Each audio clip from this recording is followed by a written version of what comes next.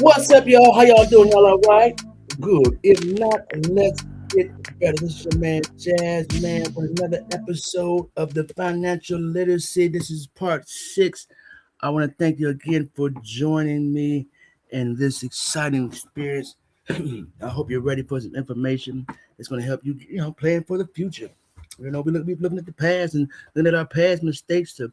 We're just looking. We ain't dwelling there. We're just looking at the past mistakes, planning for the future. You know, looking at the past, working in the present, to plan for the future. And it's a great, great, great day. How y'all feeling? It's wonderful outside out there. I'm trying to get this done so I can go ahead and take me a little walk or something. But today, as always, I want to make sure that you have the information that you need to succeed and be the best you can be. Now, I tell you, some of us may have this information and may feel that we got the best, making the best decision. But it's always good to help out and give a helping hand to those who may need it. Um, so today, let's go ahead and get started. Let's go right on in. The mission of the New Legacy Group is to bring together people of all cultures and backgrounds to educate, appreciate, and empower them to produce creative content, build internal assets, maintain strong networks, and develop human resources. We do this through interactive cohesion, thus paving the way for a healthy and positive overall living environment for the communities we serve. Our commitment to building these platforms and implementing the program will be valuable. Well, actually, it would be invaluable to the success of our new legacy uh, company itself, and also to help those who may need to build their own legacy. So, this first one today, we're talking about paying yourself. Now, I've gone to church for a long time, and the pastor always say give your 10% to the Lord, but sometimes you have to pay yourself and give yourself your 10% to make sure that you are taken care of. You got to remember that you are the temple, and you got to take care of the temple. And in order for the temple to be taken care of, you must make sure that you pay yourself first, and make sure that you don't lose sight of the important things that you need to take care of. So this is going to be just about savings and making sure that you understand how important it is to save and keep money in your pocket, as you never know when an emergency might happen. So saving for the future. So saving for the future. Saving should be a priority, not an afterthought, because you never know when you might have something come up, or matter of fact, you might need something. And at that particular time, you may not have anything to give yourself to get, like I say, this for instance, cars, our liabilities. Sometimes our liabilities take a hold. You never know. You might, need a new tire. You might need a new engine. You might even need a new transmission. You might need an oil change. Do you have that money on hand? Or you might want to find a great deal on a house or some land or some property. Do you have that money on hand to better to help make sure that you are able to make those financial decisions. Building a savings habit. Savings is a habit. Spending is a habit. What is your spending habits? What is your savings habits? You know, create yourself a savings goal. What do you want to save? What are you looking to save for? Now, usually when I fill out my tax forms at work, I usually when they ask you, do you want to save any or add any extra money to your to your taxes or whatever the case may be, I usually try to get $50 per check out, so that at the end of the year, I have at least 26 to $2,700 um, coming back to me. All right. So once you create that savings, because you got to understand the savings vocabulary. Pay yourself first. Pay yourself the 10%. Pay yourself first. What when you get paid, you done worked hard. You deserve to treat yourself. Don't cheat yourself. You know, but also think about those emergency funds. Those funds that you need for an emergency. Something might happen. You may not have no health care. You might have to pay for some water bill, whatever the case may be. But also think about those emergency funds. Wealth building. You can't build wealth without saving and understanding credit. Cash is king, but credit is wealth. Okay? Cash is king, but credit is wealth. Think about the investments that you must make in order to build. a valuable future. That's why they talk about 401ks and things of that nature. Those things come in handy as you move forward, and especially when in those times of of need. Later on in the session, I'm going to talk about insurance and how that is going to be a big part of how we mitigate or try to alleviate some of the struggles and pains of loans and things of that nature. Also, that rainy day fund. You want to plan that trip. You want to go on that trip. You want to do some things. You want to make sure that you know that you have everything you need to make the best decisions. All right. So make sure that you have a rainy day fund. This is just in case. You might have to. At one time, I had to move, and only reason why I had to move because the person sold the property from up under me. And the new landlord wanted to, change some things. So I had to make sure that I had that deposit, that first month deposit. I know it's agencies that help, but sometimes, I mean, why ask for the help when I can do it on my own? When I really need the help, I don't want to be, I don't want to use that help unless it's really actually needed. All right, let's move on. The barriers that block savings. Let's unlock this new horizon. Let's talk about that for a second. These are some barriers that come in place to us that we don't really think about at certain times, and it kind of definitely does hit us in, hit us hard when we have those barriers. All right. And some of those barriers may include what I call self-hindrance. Self-hindrance. All right. First of all, we have to look at our spending habits. What do we spend our money on? When we get paid, what is the first thing we spend it on? Do we take care of the house first? Do we take care of our business first? What are the things why do we spend that extra money that we have? I look at certain cases where, I got a deal on, I got a good wholesaler on shoes, where I spend, I get the same shoes.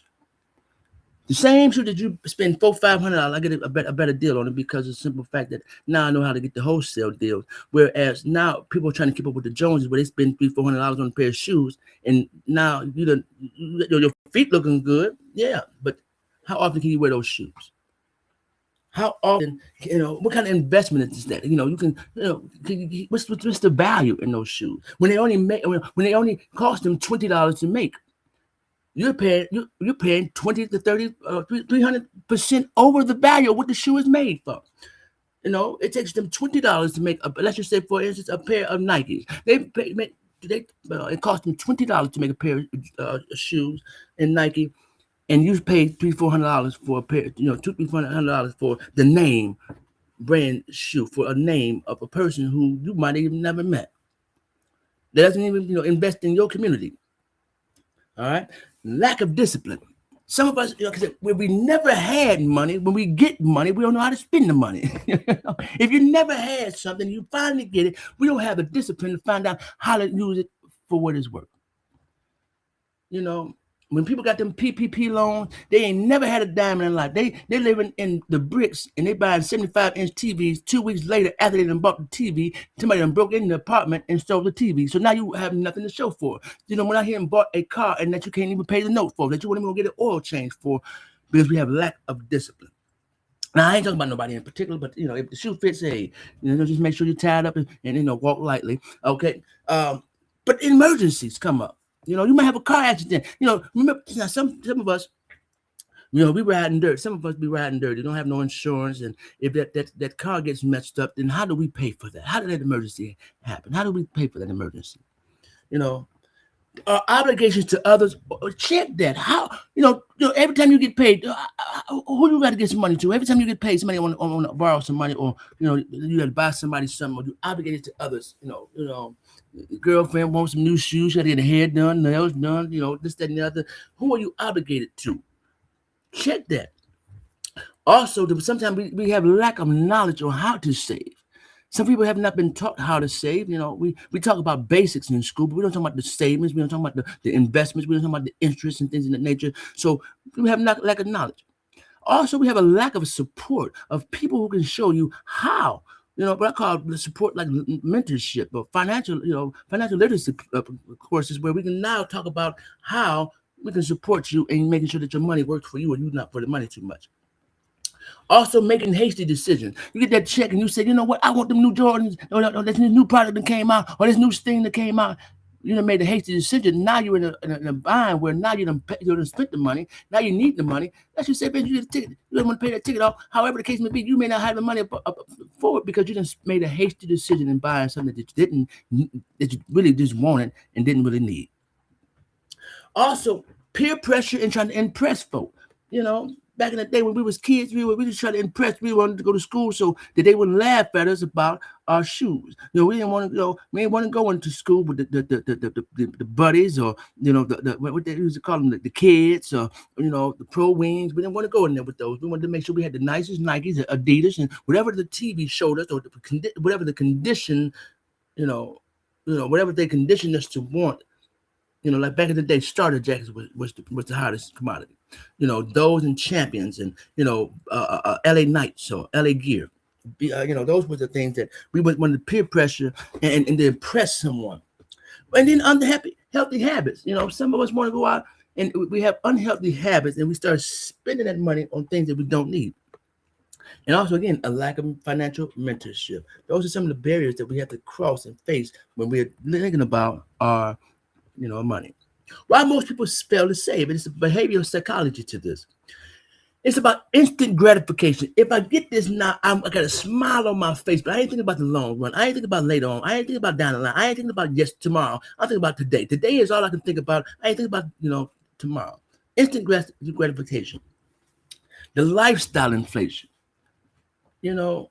Certain things that we want is about the lifestyle instead of, trying to make sure we have the life we need to live. Lack of financial vision. We don't think about, the housing, and we don't think about the things that we need: the house, the mortgage, the water bills, the taxes that we may have to pay. No process or system of saving, or no process or system on how to spend our money. And sometimes we can have what we call emotional spending. Some people call it retail therapy, where you may just now hey, this is gonna make me feel good because I may be in a situation where I may be lonely, or I might be in a situation where what, this is all I have to make sure that I have the instant gratification to do things that need to be done. All right, emergency savings to combat liabilities. Now, assets. Your home is an asset. Anytime now, let's talk about that. I talk about this in my business class. It's about the assets and liability. Assets are anything that adds value to you. Okay. Let's just say, for instance, a house. A house is an asset because you can add. Let's just say, for instance, you add a little carpet in there, it increases the value. You add some paint to it, it increases the value. You add a little, a sink in there, it adds value to it. Now let's just say, man, you bought a house off the sheriff's sale, may cost you $2,000, $4,000. Now you put a little carpet in, now that and took it up to $1,000. You add a little drywall in there and fix the holes, and now you put up to $25,000. Now that's increased. Now we're able to see how our assets are increasing in value. So when it's time to sell, if I need an emergency, I need to sell. Guess what? I have the information, I have the money, I have the things that are needed, but also the protection against the unexpected.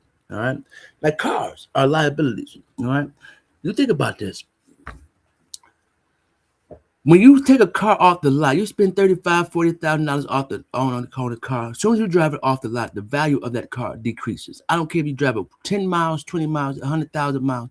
That car value has decreased as soon as you drove it off the lot. So you can pay $35,000. You're paying $35,000 about the car, but as soon as you drive it off, it automatically drops between 10 to 15% automatically. And as you keep on driving, it's going to decrease when you have to think about the tire repair, the different maintenance you have to go through.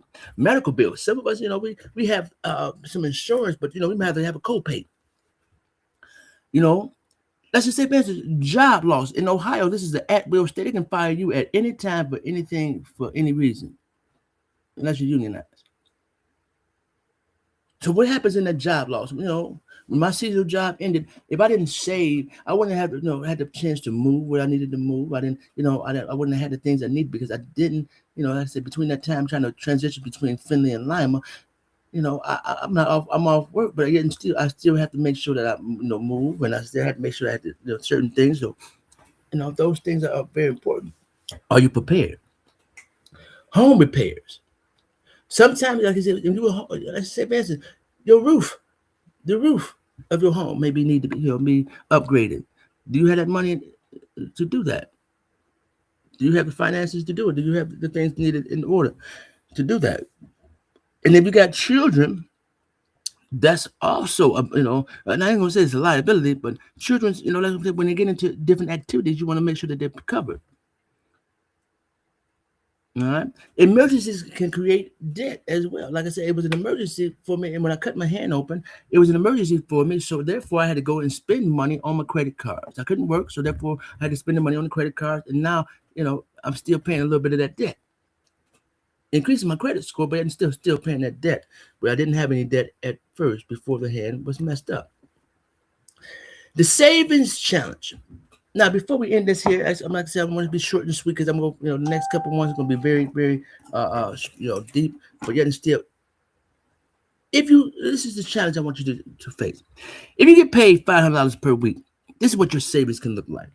Now, I was telling you I'll do the $50 out of each check, but if you say $50 in savings per week for 52 weeks, let's just say you get paid every week, you have $2,600 at the end of the year. Now, let's just say, man, you want to get you a new car.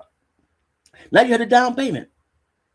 If you go and buy a house, now you got to down pretty much a piece of the closing costs.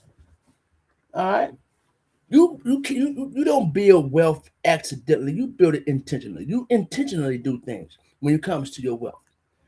All right, you don't build wealth by accident. You don't. Only accident if you pay the lottery, maybe. But if you build wealth, you're building it intentionally because you have to have discipline when you're doing it. Discipline in savings, discipline in how you spend your money, discipline on being able to recognize who you are and whose you are. Make yourself a two-list savings and lifestyle report. See how much money you save, but write down how much money you save versus how much money you spend. What's the lifestyle? How much money you spend on the drinks at the club and when you go out? If you buy 4 drinks at $10, let's just say $7 to $8 a piece, that's $50 right there that you didn't spend in the bar where you could have bought that bottle for $22 or less. See which one has more on it. See which one, that can help you get started seeing your discipline. Hold on. Now, when we say discipline, in order for LeBron James to be LeBron James had to practice and understand discipline in his sport, in his area of study or his scope of practice. In order for those basketball players to be the best they can be, they have to go ahead and show some discipline. They had to go ahead and show the same exactly. You see some of these people that spent all their money. Some of these people that went broke. Let's talk about people who had all these millions, but they wasn't disciplined, didn't know how to handle the money, and now they end up filing for bankruptcy and losing things that they valued because they didn't have a savings plan. So, ladies and gentlemen, that's just a short, brief synopsis. But like I said, when I go into the classroom, it's definitely different. Definitely goes a little stronger, more in depth about interest rates and things of that nature. So, make sure you stay tuned. Like I said, we're going to make sure that I give you some more information. The next class is going to be a little longer, but stay in tune. Facebook, J. King Victor Brown, or you can go try to follow the New Legacy Group, LLC.